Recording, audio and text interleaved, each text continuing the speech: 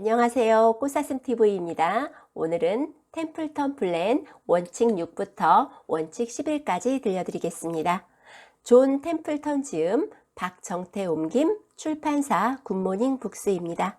진정한 부자가 되기 위한 21가지 삶의 원칙 중 원칙 6.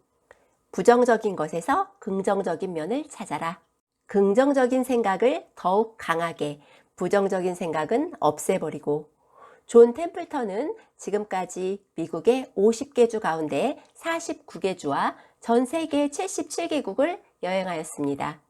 이런 여행을 통해 새로운 투자 기회를 찾아내고 자신의 영역을 넓히고 새로운 것을 시도하려는 노력은 긍정적인 자세를 더욱 강하게 만들고요. 성공하는 사람은 이런 자세를 멈추지 않습니다. 한 번은 총 10명이 8주간의 유럽 여행을 했습니다. 저는 이 부분이 참 기억에 남았는데요. 아이들 각자에게는 특별한 책임이 주어지고 자기가 맡은 분야에서는 스스로 판단하도록 했습니다. 아이 1에게는 돈 관리, 아이 2에게는 어느 도시, 어느 호텔에서 투숙할지, 아이 3은 먹을 거 담당, 아이 4는 버스에 관한 문제, 아이 5는 사진 담당, 아이 6은 여행 기록 담당. 이렇게 모든 아이들에게 권한을 주었다는 것입니다. 그리고 부부는 매일 아침 아이들을 깨우고 가방을 다시 싸고 숙박료, 봉사료를 담당하고 다음 행선지를 기다리는 것. 단 입은 다문 채로 말입니다. 나의 가장 큰 실수는 일주일간의 경비를 전부 준 거, 돈이 남으면 나눠주겠다고 한 것이었다. 아이들은 싼 곳만 찾아다녔습니다. 아이들이 불평하고 다퉜습니다. 특히 나이 어린 한 녀석이 심했는데요. 그 아이에게는 이런 임무가 주어집니다. 네가 할 일은 일종의 경찰이란다. 다른 사람들의 자세를 바로 하는 것이지. 누구라도 남에게 불쾌한 말을 하게 되면 그에게 좋은 말을 2가지 찾아내서 할 때까지 아무 말도 못하도록 해라. 결과는 이 아이로 인해 다른 사람들이 함부로 불평하거나 다툴 수 없었을 뿐만 아니라 당사자도 스스로 자제할 수밖에 없었습니다. 이 아이는 결국은 자신의 타고난 활달한 성격을 되찾았습니다.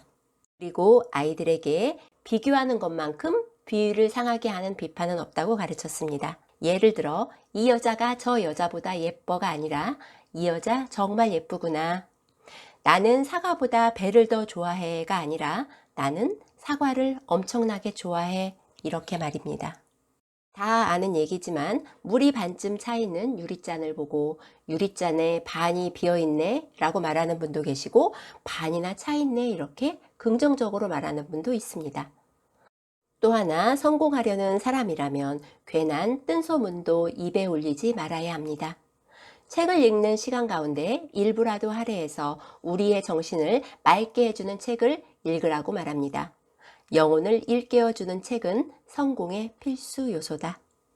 부정적인 것에서 긍정적인 면을 찾아라.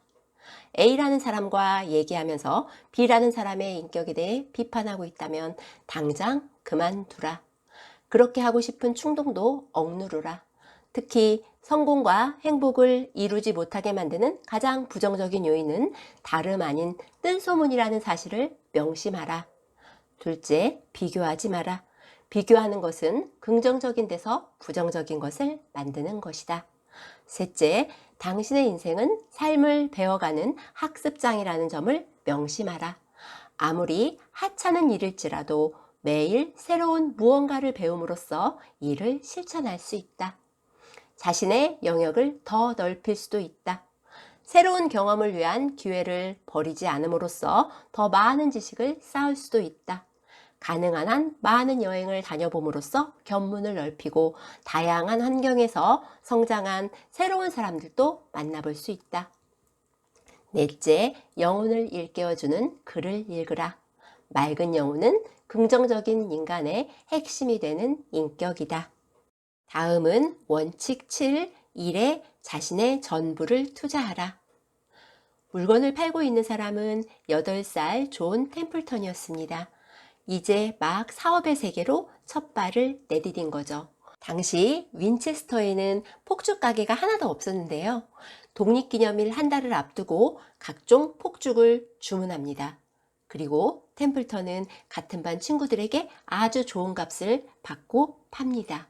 또한 독서광이기도 한 템플턴은 약속 시간보다 일찍 도착했고요. 자신의 시계는 10분 빠르게 맞춰 놓았다고 합니다.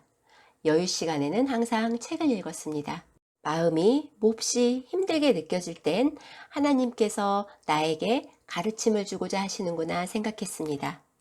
일주일에 하루는 일에서 벗어나 정신적인 고향을 위해 쓰도록 하라. 안식일을 가져야 한다. 필요한 숙면을 취하는 것이 절대적으로 중요하다. 나는 하루 15시간, 일주일에 6일 일하고 하루 7시간은 잠을 잤다. 즉, 중요한 몇 가지를 정리해보면 문제가 있다고 생각하면 그것을 기회로 바꿀 수 있는 방법을 찾아보라고 했고요. 항상 책을 끼고 다니면 도서관을 가지고 다니는 것과 같다고 말씀하셨고, 항상 시간을 아끼라고 했습니다. 일이 다 끝날 때까지 즐거운 일은 뒤로 미루라. 약속한 것은 반드시 이행하고 또 그 이상을 함으로써 스스로의 명성을 쌓아나가라. 다음은 원칙 8, 자신의 행운을 만들어가라입니다. 행운은 이런 사람들에게 찾아옵니다. 열심히 일하고 신중하게 계획을 세우는 사람, 항상 기회를 준비하는 사람, 상식과 창조적 상상력을 활용할 줄 아는 사람, 충분히 감수할 수 있는 위험은 기꺼이 받아들이는 사람. 여러분은 스스로에게 한번 물어보세요. 나는 행운을 믿는가? 만약 그렇다면 행운이 무엇이라고 정의하겠는가? 나는 행운이 따르는 사람인가? 나는 다른 사람들보다 더 많은 행운이 찾아준다고 생각하는가? 아니면 나는 불운한 편이라고 생각하는가? 마지막 한 가지는 열심히 일하고 공부를 많이 하고 창조적으로 행동하는 사람이 게으르고 생각하기 싫어하는 사람보다 더 많은 행운을 얻는다는 말에 동의하는가? 다음은 원칙 9, 성공의 2가지 원칙을 지켜라입니다. 정직하게 살고 불굴의 의지를 실천한다면 사람의 운명은 단단한 기초 위에 만들어진다. 템플턴의 성공의 열쇠는 그가 시작한 일은 반드시 끝을 낸다는 점이었습니다. 일단 시작했으면 반드시 끝내라. 의지력이 강한 사람은 말을 아껴서 한다.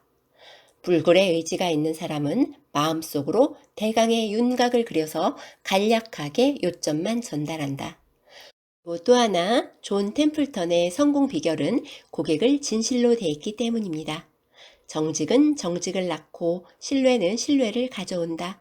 이 세상 모든 일이 다 그렇다. 정리하겠습니다. 성공하는 사람들은 일단 시작한 일은 반드시 끝낸다.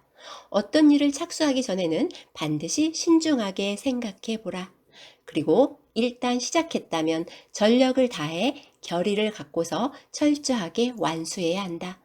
사업상 만나는 모든 사람들과의 관계, 특히 자신에게 돈을 맡긴 사람들의 자산은 신성한 신탁을 대하듯이 다뤄야 한다. 다음은 원칙 10, 시간의 주인이 되어라. 일어날 때도 성실하게, 잠들 때도 성실하게, 금요일 정오까지 리포트를 제출하라는 요구를 받았다면 그 시간 안에 제출해야 합니다. 신속한 행동이야말로 정중함이고 남을 배려하는 마음입니다. 일을 뒤로 미루는 습관에 젖어 있는 사람은 절대 성공하지 못합니다. 오늘 할 수 있는 일이라면 오늘 하라. 자신이 할 수 있는 일은 모두 오늘의 일정에 담아두라. 약속한 시간을 지키는 것이야말로 사업가에게 가장 빨리 신뢰를 심어주는 요소다.